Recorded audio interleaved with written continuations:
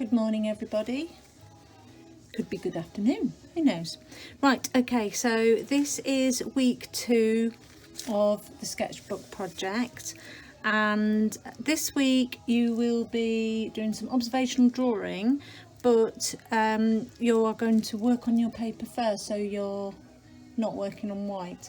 The good thing about doing this is obviously when you're working on white paper you can only go darker, whereas if you have given your paper some sort of surface treatment, then you are able to go darker and lighter, so it can give your drawings a very different feel. It can make everything so much more exciting. So I have some paper here now, because I can't let the sketchbook dry in between techniques. What I'm going to do is I'm going to do individual bits of paper so I can just move them to one side and carry on. What you may need to do if you want to keep your pages inside your sketchbook is do one, leave it for half an hour or an hour to dry, and then turn your page over and do another. Similar to last week, maybe try to do 3 pages, that would be good. 3 pages with lots of different drawings on. I just apologise if you can hear the music. My daughter's downstairs and she's yeah, she's a bit deaf, bless her. Well, she's not, but right, okay, so first technique, the first thing I'm going to use is some coffee. Now on this one, what I'm going to do is I'm going to spray it. It's just a regular sprayer. I'm not going to saturate the whole thing, I'm just going to spray it a little bit. Here I have some mixed coffee. It's quite strong, and I am going to splash it on here. The reason why I didn't wet the paper completely was because it stops the coffee from travelling too much, gives it natural borders, so you do retain some of your whites. Okay, so what you can also do is, if you have some of the actual granules, you can sort of scrunch them up like so, and that will dissolve and it'll leave a dark patch, which could actually be hard to draw on, but similarly can actually look quite nice. Now this will continue to move around as the paper sort of has dips and hollows and what have you, but it'll continue to move around until it's dry. So that is my first one. Okay, so I'm going to move that over and then I shall come back to you. So this next one, I'll put that back underneath so I can move it when it's wet. This next one, I am going to give it a really good wet, so it is wet all over. So you could just, if I don't have a tap up here, but you could just run it under the tap so it's wet if you wanted to. I'm just going to give it a really good soaking, because what I want to happen with this one, I'm going to use coffee again. I quite like the colour of the coffee. It looks very nice with pen and ink and a little bit of white, maybe gouache, or you see how it's just readily spreading. Could, if you want, sort of blob it down. So the objective isn't to cover the whole page. The objective is to leave some of the areas white. Now on this one, and this is quite a common watercolour technique, I'm going to sprinkle a little bit of salt onto this, and I guess it's osmosis. The water is dragging the coffee up to the salt, and it'll leave you with little dark areas. Now I have here, this is obviously just table salt, it's quite fine. Here I've got some sea salt, much bigger chunks. It will give you very different marks. Okay, now you could obviously, as well as that, you could also put a few little bits on. That's a bit big, that one, so just take that off, leave that to dissolve. So we will leave that and see how that turns out.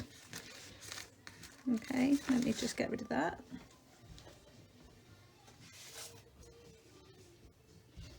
Right, okay, so for the next one, oh, my fingers are all sticky, covered in coffee, that's horrible. Right, the next one I am going to completely wet the surface again.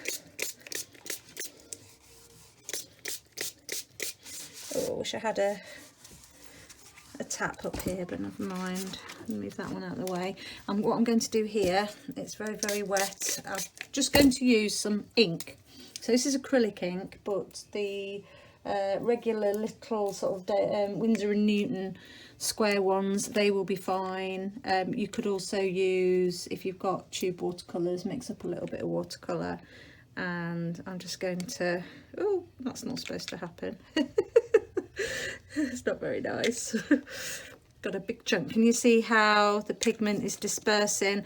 Now that's obviously quite an old bit of acrylic ink, so it's got a really nasty yucky bit in it.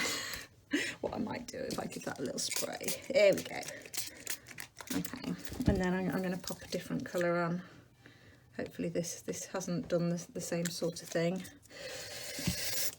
Give it a little bit more of a spray so it mixes. And what you could also do is you can tilt it and let it run around and see what you end up with. Now I'm quite liking that, but I think, oh, look at that, that's called flocculation, everybody. I'm going to add a little bit of black to this to see what happens. Don't go too dark, because if you go too dark you are limiting what you can actually draw on over the top. So yeah, make sure you retain some of the lighter areas. That's a little bit too dark, so what we will do is I'm going to lift it up. See, it's got lots and lots of water on, so I'm going to use this tissue to suck up some of that liquid, just so it's not quite so dark. Dilute it a little bit more with that. Okay, so that's might create an interesting surface to work on, especially if I had a little bit more bronze. I quite like that. Now the thing about these sort of techniques is the pigments carry on moving until the water has evaporated, so you never really know exactly what is going to happen. Now when paper is damp you can bruise it really easily, so what I've done is just really gently drawing this brush across here. I've bruised the paper, and what happens is the pigment sits in those bruised bits and gives you a bit that's darker. So I'm just adding a little bit of detail on there. I'm going to save that centre bit for my actual drawing, the bit that you know, the bit that we're actually interested in. Hopefully that's not going to be too dark. They do tend to dry lighter anyway, but hopefully that'll be fine once it's dry. Okay, let's see if I can move that without doing too much damage. Right, this last one, just give this a little bit of a wipe because it's getting very, very messy here. I'm going to try using something, those acrylic inks, as you saw, they were quite thick, which is very useful, but sometimes you've just got your regular drawing inks and we might want to know what they do. So I'm just making sure that the whole thing is covered, and what should happen here is a real explosion of colour. Now what colour is this? This is mahogany, that is coffee brown. Let's go for something, let's go for a tiger yellow instead. So what's going to happen if I put that on there? Come on, you devil. Okay, so like I said, it will continue to move whilst there's water on there. It will continue to move, so you might love it one moment and then you might lose it completely. I might go in with a little bit more coffee up here because I quite like the richness of that tone. It's doing some really interesting things. Now you could if you've got the paper for it, if you've got a pad of, say, really thick cartridge, you could do a whole series of these and save them for later on. Now, you could, of course, if at any point you could decide you wanted to introduce the salt onto this and see what happens, it's up to you. Okay, so there's no way I'm going to be able to move that without it running all over the place. I've got a right little collection coming here. Right, okay, so do you have like this sketchbook of my daughter's that I dragged out the bin? Do you have an old sketchbook where you've got lots of pages that you're not happy with? Then you could give it the old emulsion, gesso, acrylic treatment where you just paint over the pages, and then that will be a good surface to draw upon. Okay, so that is another thing that you could actually do. Right, the last technique that I want to look at is a little bit of collage, really. So I have to say, you don't have to use all of these techniques, but if any of them particularly appeal to you, then you can go for it. So I'm looking for my glue here. So this is a little bit of cartridge that's got acrylic on, I think. I'm going to, I quite like it that way around, so I'm going to glue it on there. Now I would, if you have a choice between PVA and Pritt stick, I'd probably actually use PVA, but try not to get any PVA on the surface. I'm using Pritt stick because it'll dry quicker for my demonstration. Right, so I'm looking at the minute at all my little bits and bobs that I've got. I don't want to go too dark because I'm going to draw over the top of it.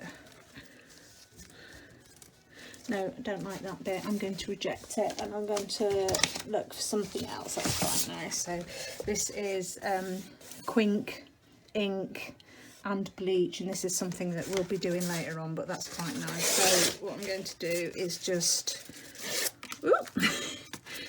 this looks like a backbone. Spooky. Right, let's go that way instead. So might just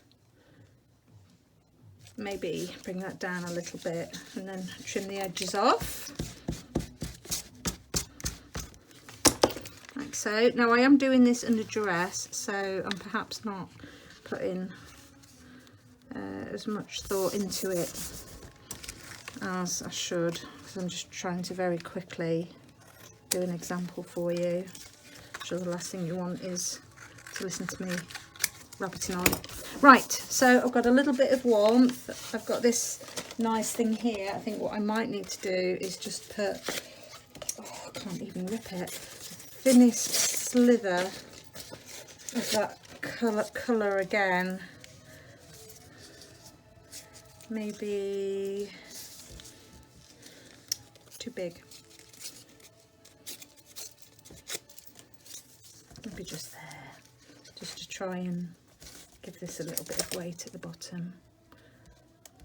It could be as simple as just a little bit of brown packing paper or something like that. Just tear a shape and stick it on.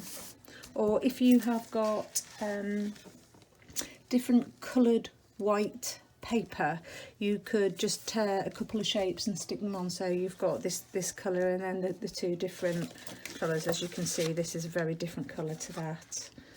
And what's this? This is newsprint, so I would imagine that's going to be sort of creamy, a bit closer to that maybe, but it could just be three different coloured whites. Doesn't have to be particularly complicated. Okay, and then what you will do is you will probably choose from some of the medium that you maybe used last week and produce some more observational drawings. This is your last week of observational drawings for a little while, so stick with it, okay? And think about what you can work on. Now this is quite a bold surface to be working on to start with, so you probably want to think about using something quite bold over the top.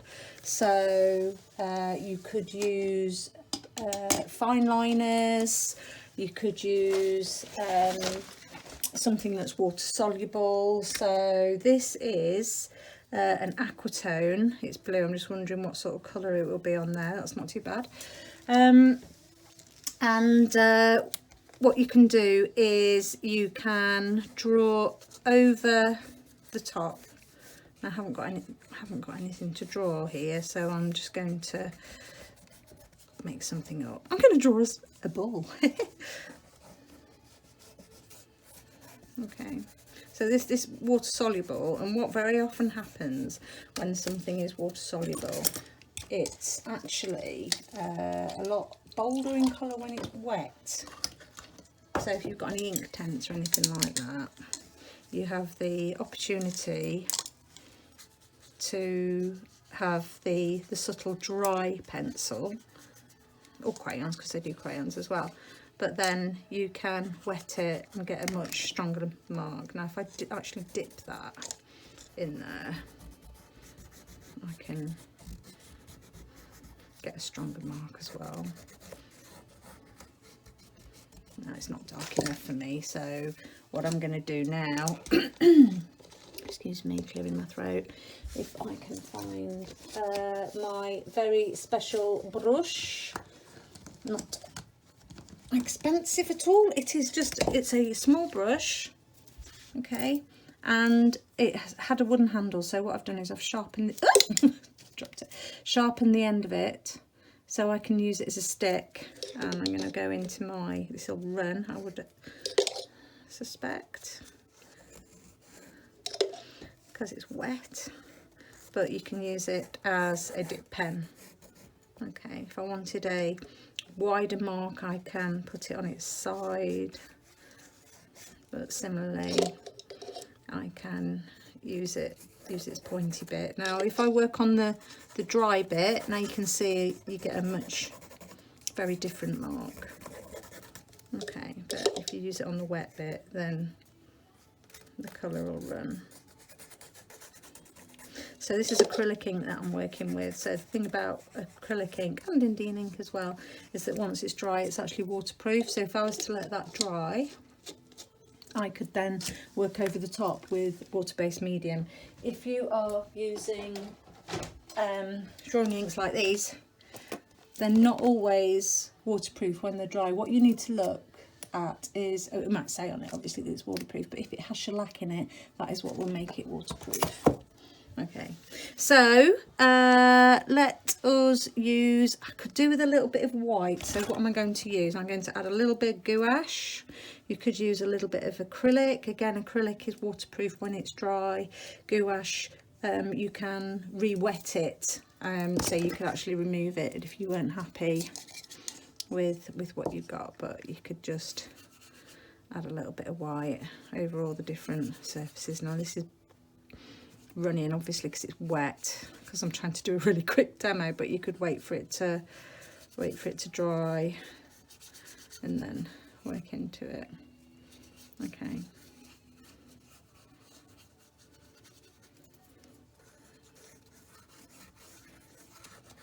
so that is a bit of a very crazy example of drawing a ball. Oh dear, I'll make sure when I do my next demo, I'll make sure I bring something with me that I can actually draw from observation. Now if you're not happy with your background, what you can do is you can just go over it a little bit diluted so you can still see through. Again, oh, I don't want to go over that because it'll still be wet, but this bit here might be okay. It'll just sort of knock it back a little bit. I'll go over that when my acrylic is dry, otherwise it's just going to make a mighty mess. Okay, so have fun.